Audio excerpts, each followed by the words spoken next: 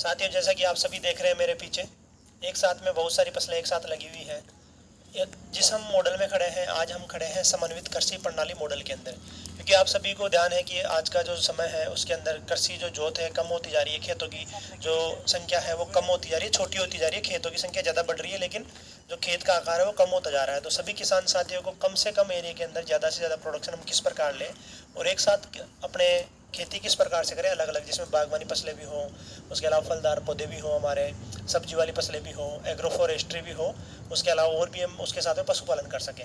तो जब भी अब यहाँ पे अपनी जो नज़रदारी आप देख रहे हैं मेरे पीछे, आप देख पाएंगे यहाँ पे मालावार पौधे, नीम के पौधे खड़े हैं। मालावार पौधों के नीचे आप देखेंगे कि बहुवर्षीय अरहर लगी हुई है। आपको नज़र आ रही है, मेरे यहाँ पे भी आपको अरहर नज़र आ रही है। यहाँ पे आप देख सकते हैं इस टाइम पे अरहर में फूल आ रहे हैं, मालावार पौधे अपने सीधे जा रहे हैं। इनके नीचे में आपकी नज़र जाएगी तो यहाँ पे आप देखेंगे ग्लेडियोलस के पौधे लगे हुए हैं। तो आपको इनके बारे में थोड़ा बता दूं, मालावार जो नीम है 10 से 15 साल के अंदर अपना कटने लायक हो जाएगा। उस टाइम पे वो प्रोडक्शन दे के जाएगा अपने को, और इसकी जो जड़ें हैं वो गहराई से जाके पोषण लेती है। बहुवर्षीय अरहर है, 4 से 5 साल तक अपनी बढ़िया प्रोडक्शन दे के जाएगी। और कम से कम अगर एक पौधा अपने को आधे किलो प्रोडक्शन भी देता है तो अपना आपके एरिया के आधार पे कैलकुलेशन कर सकते हैं कि आपके पास में कितने पौधे हैं और कितना प्रोडक्शन आपके पास में होगा। इसके अलावा जो आप ग्लेडियोलस के पौधे देख सकते हैं, तो ग्लेडियोलस क्या है कि ये सीजनल पौधा है, कट फ्लोर में काम आता है, और एक बार अगर आप लगाते हैं तो एक पौधे से कम आपको 2 फूल आपको अवश्य मिलेंगे। इसके अलावा आपको इनका बीज मिल जाता है। उसी के साथ में आपकी नज़र जाएगी तो इधर आप दूसरे बेड़ों पे देख सकते हैं हमारी हल्दी लगी हुई है, सभी दूसरे एक बेड छोड़ के दूसरे बेड पे। और इसी के साथ में आप देखेंगे यहाँ पे तो हल्दी के साथ में हमने दूसरी सब्जियाँ भी लगा रखी है। जैसा कि मैं इस बेड की बात करूँ तो यहाँ पे हमने हल्दी लगा रखी है, हल्दी के साथ में हमने धनिया लगा रखा है।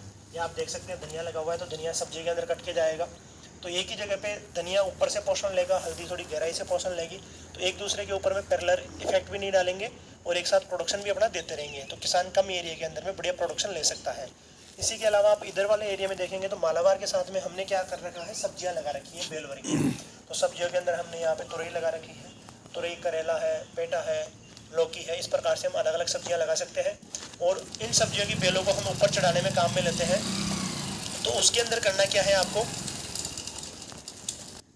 बेल वर्गीय सब्जियों को हम ऊपर चढ़ाने के लिए जो सारे की आवश्यकता होती है, हमें बांस लगाते हैं, उसकी जगह पे हमारा जो मालावार है वो हमारा बढ़िया तरीके से काम आ जाता है। उसके अलावा मालावार का जो इफेक्ट है नीचे किसी प्रकार से कोई किसी फसल पे इफेक्ट नहीं रहता है, क्योंकि जो हल्दी है हमारी छाँव में होती है, ग्लेडियोलस है ये सर्दी की फसल है तो इसको कोई प्रॉब्लम नहीं है, पत्तेदार सब्जियां हैं आप छाँव में आराम से ले सकते हैं।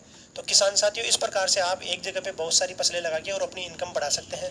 आप चाहे तो और भी अगर आपकी केयरिंग बढ़िया है, सही तरीके से पोषण दे सकते हैं, तो जो बीच का जो खाली एरिया आपको नज़र आ रहा है बेड़ों के मध्य का, तो उसके अंदर भी अलग अलग प्रकार की आप फसलें लगा के अपनी इनकम बढ़ा सकते हैं। ऐसी ही जानकारी के लिए किसान साथियों आप हमारे साथ में बने रहिए। धन्यवाद किसान साथियों।